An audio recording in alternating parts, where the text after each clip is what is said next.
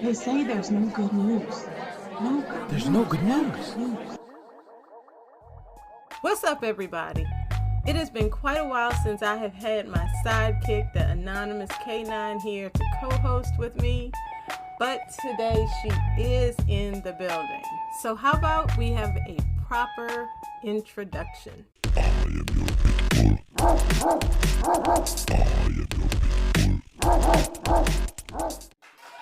All right, so one of the major questions for freelancers, especially new freelancers or aspiring freelancers, is how do freelancers find work?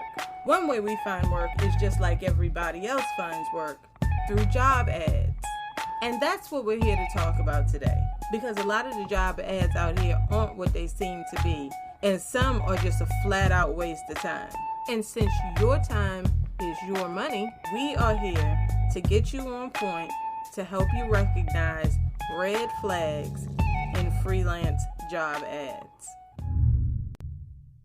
Number one, top of the list. It is very common, especially in the freelance writing world, but also in other freelance markets, to find ads that give you lots of details. They tell you what the job is, what they need from you.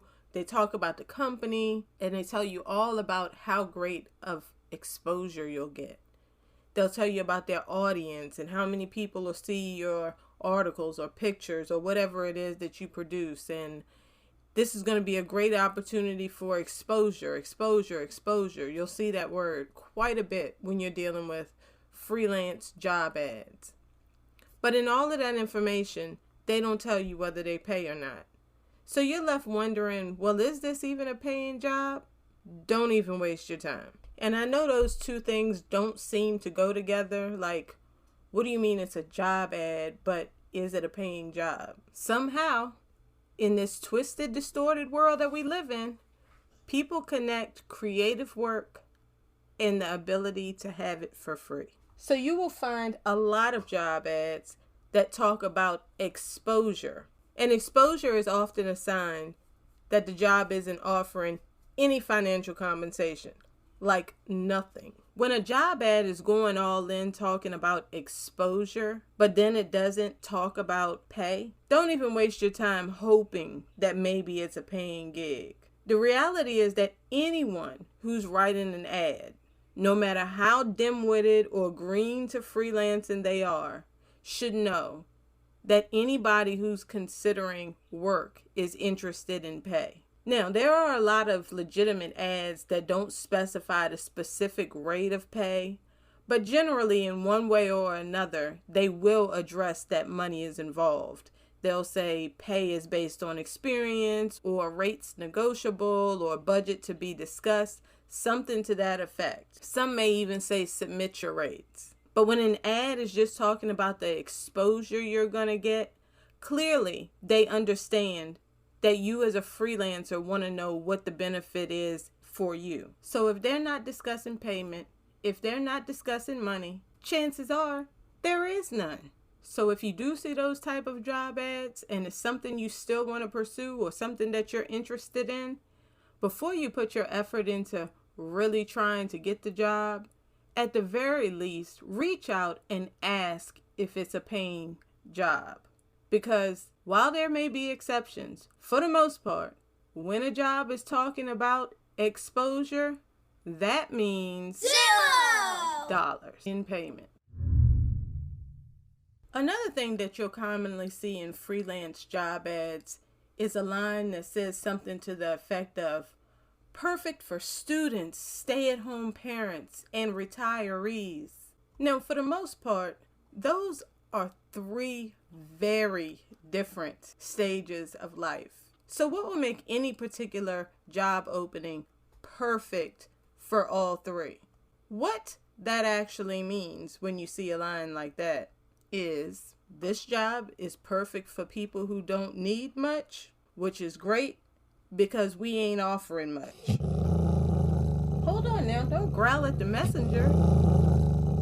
It's not that I'm saying that they don't need much. I'm saying that that's what it means when you see that in freelance job ads. Just calm down. So you see, The assumption here is that this role is for people who aren't really about business, who aren't really looking for viable income. They just want to get a little something to do a little something. We're not looking for real professionals because we don't want to pay real professionals. And it's actually pretty offensive if you think about it, because if you're a mom, that means you have at least one dependent, right? So why should someone recognize that you have at least one other mouth to feed, but then feel comfortable offering you some dirt rates for your work? It really doesn't make sense when you think about it. But I already told you the world is twisted and distorted. Because how do you look at a woman with children and calculate to yourself that she needs less than this person over here that's just rolling solo? How do you come up with that calculation? Or even students. When I think of college students, I think of people who are broke and accruing lots of debt that they will probably never pay off for most of their lifetime, if at all. What part of that suggests that they don't need very much money? And that's a major part of the problem now, is that people are trying to micromanage other people's lives and decide, oh, he needs this, but she only needs that. What the hell they need to focus on is the work that they need done and the cost of paying for it. Because work is work, and everybody should be paid the same amount for doing it. It shouldn't matter whether you're a college student or a single mother, or whether you've worked your years and retired and are coming back to work. You should be paid for the value of the job that you're doing. But instead, you have so many people out here looking for reasons to try to justify shortchanging somebody and paying somebody less and somebody more. So, job ads that target what they believe to be low bar applicants are definitely red flags. It tells you something about the company. It tells you something about the mentality of the people that you will be working with. Number 3. Sometimes you'll see ads that put a lot of emphasis on loads of future work. So the ad may say something like pay to be discussed or pay to be determined, but this job can lead to a long-term opportunity with loads of ongoing work for the right candidate. Anytime a prospective client's main focus is what's going to happen down the line, think of it like a request for a date. Someone's asking you to go out, but they don't want to talk about your first date.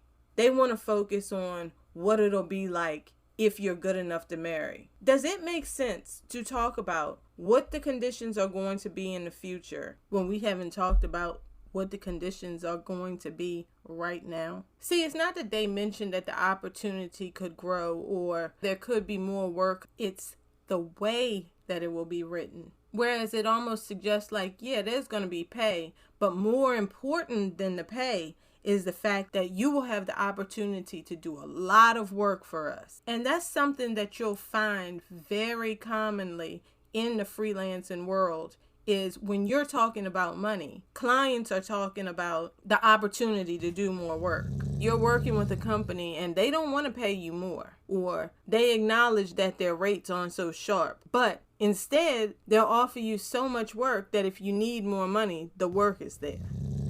For those of you who have never been presented with this hustle, because that's what it is, a hustle, there is a post on nogoodwords.com that explains when a client offers you more work, that is not the same thing as getting a better rate. So for anybody who's new to the game, you should really check that post out, because a shitty, low-paying gig is going to be a shitty, low-paying gig no matter how much work it provides. And a lot of times you can spot these characters who want to substitute quantity for decent payment in their job ads. Free writing samples. Okay, now I realize all freelancers are not freelance writers. However, the same can apply for some other type of freelancers. In freelance job ads, you'll commonly find a request for a free writing sample. And I'm not talking about samples of work you've done, but a lot of ads request that you write a piece specifically for them to showcase the type of work or the quality of work that you could do for them if you were hired. Requests for free samples are a bloody, bloody, bloody red flag. I mean, really sit back and think about the audacity. You're a business and another business is going to request that you give them something for free that's designed just for them. Where else could you pull that off? Who else is doing that? You can't have a worker come into your establishment and say,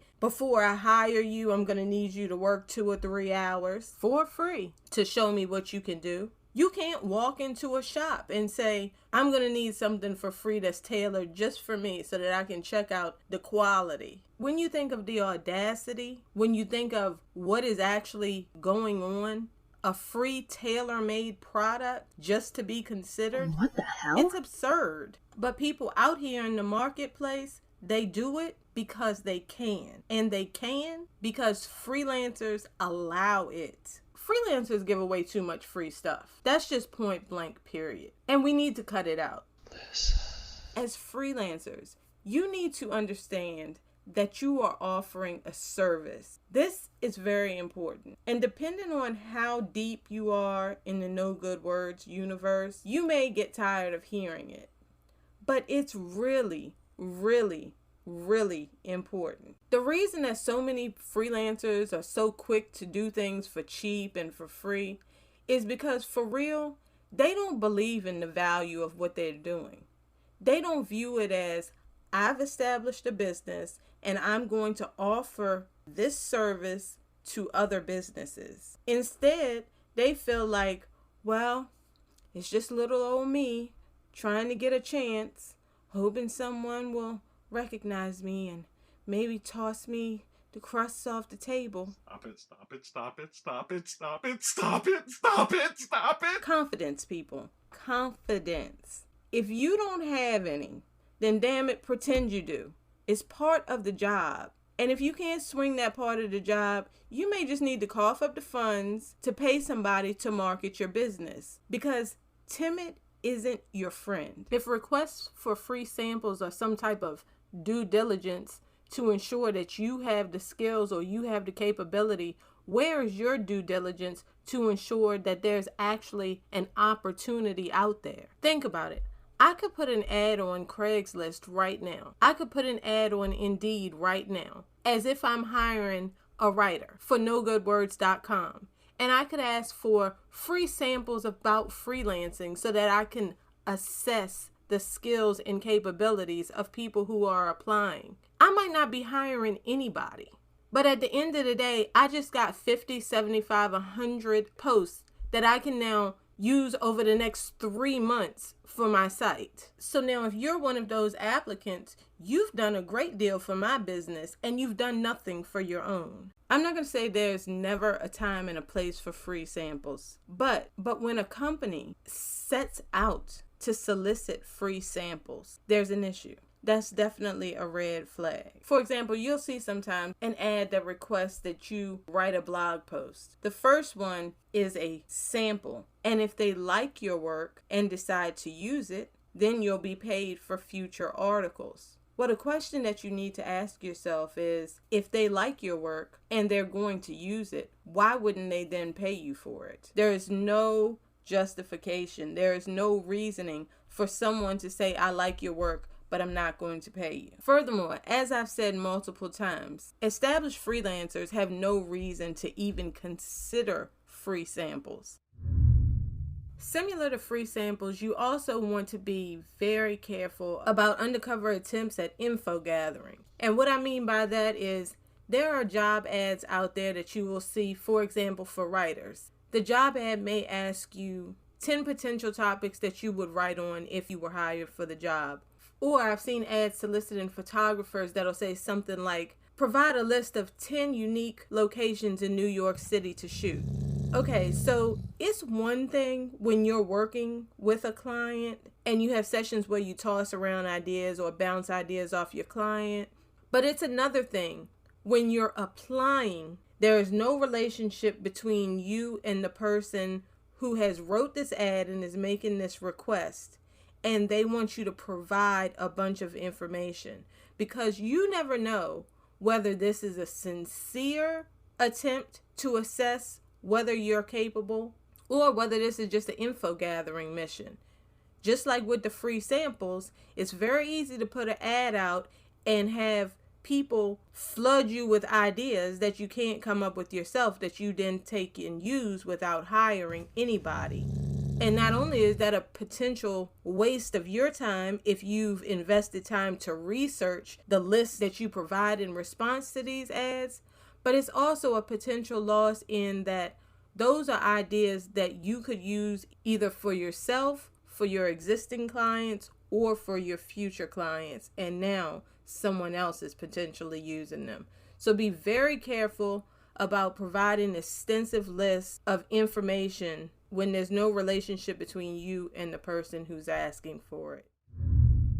Another red flag in job ads is when the requirements are either absurd for the job or the qualifications are absurd for the job. So what does that look like? For example, some job ads will say something as ridiculous as looking for a social media manager with 15 years of experience. Like, for real, what social media were you managing 15 years ago? MySpace? I mean, there's nothing from 15 years ago that is relevant to managing social media today. It's just an overblown requirement and it makes no sense. Another way that might appear is there are ads out there that'll literally be calling for regular contributors to blogs that pay $50, but they're looking for either a practicing attorney or someone with a law degree. Now, if there's a practicing attorney who is stooping so low as to make a regular commitment to write $50 blog posts, they probably don't need to be practicing law, because that is just an absurd requirement. So when you see things like that, you're either dealing with an idiot, an asshole, or a get over, point blank. And no matter which way it shakes out, that's just not something you need in your life. You can expect for it to be dead end and or a headache. Now that I think of it, number 7 should have been probably closer to number 1 for those who do not make it all the way through this podcast, because it is a question that I have had so many people ask me and I see so often online. Is it normal to have to pay to get a freelance job? The answer is absolutely not. Nothing.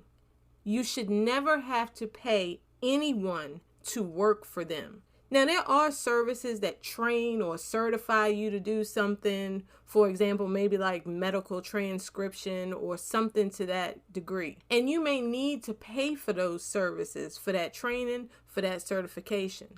But any service that's veiling a training or a certification as a job ad is intentionally being dishonest.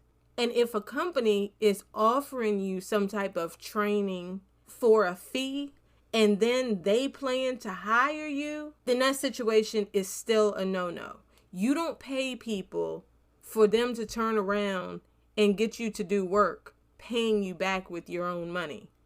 No matter how small the fee seems in comparison to what you'll be earning, you do not pay people for them to hire you. That is a definite red flag. It's a definite no-no.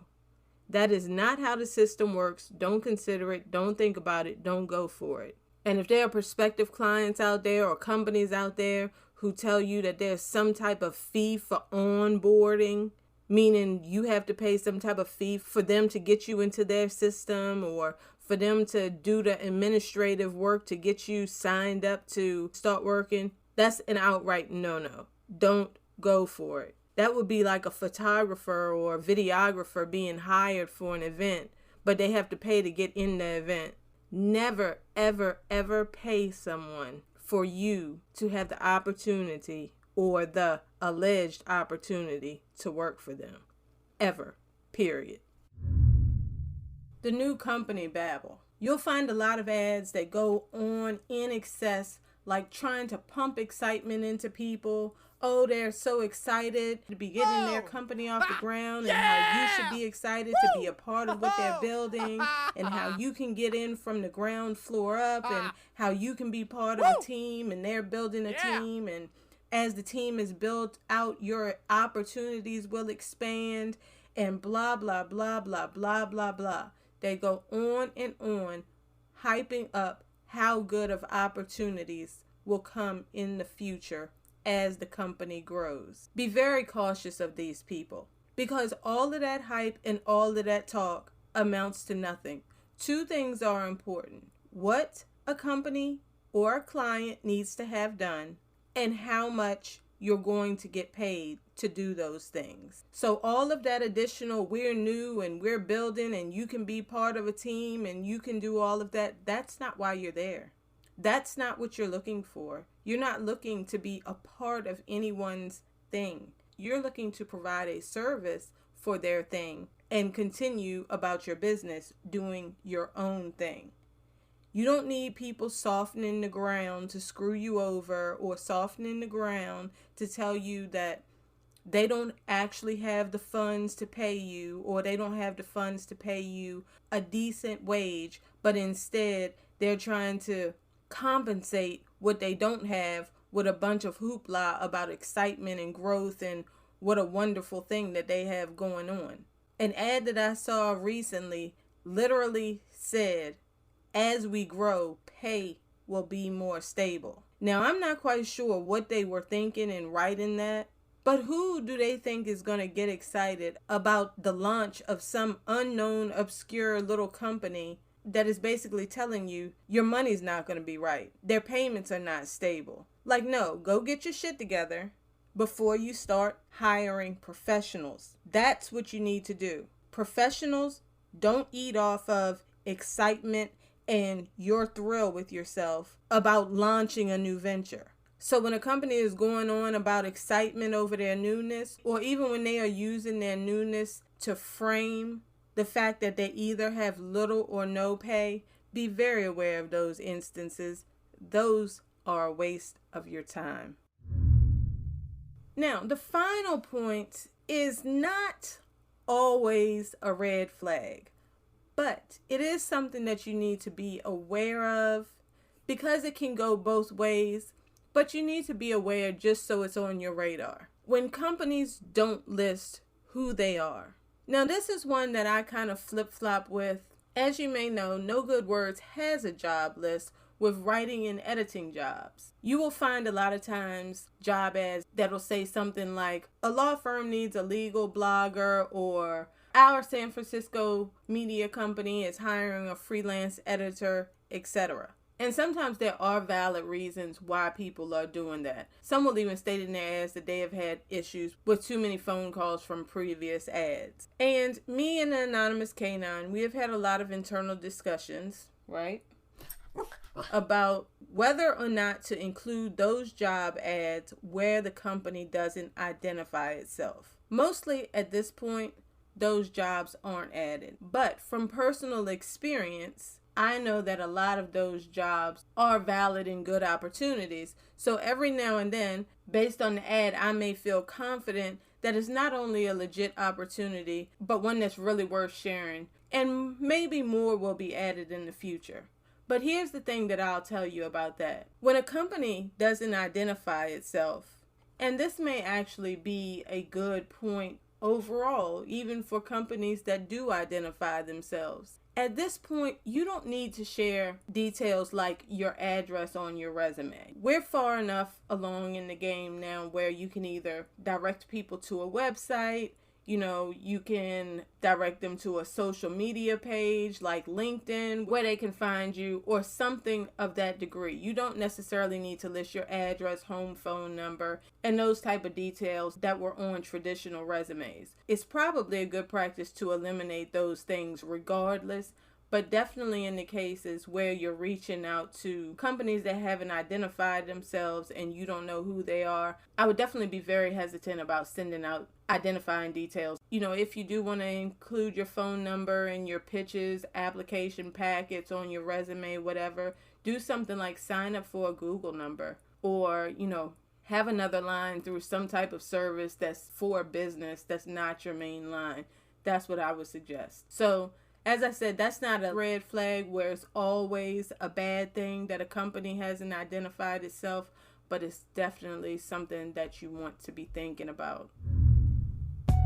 Well, now that you are much better prepared to head off on the www and vet job ads, go get to it. But before you go, please don't forget to subscribe to the No Good Podcast wherever you get your podcasts. And if you would like to show me and my co-host, the Anonymous K9, some love, you will find the Cash App and PayPal details wherever you clicked into this podcast. As always, any and everything is greatly appreciated.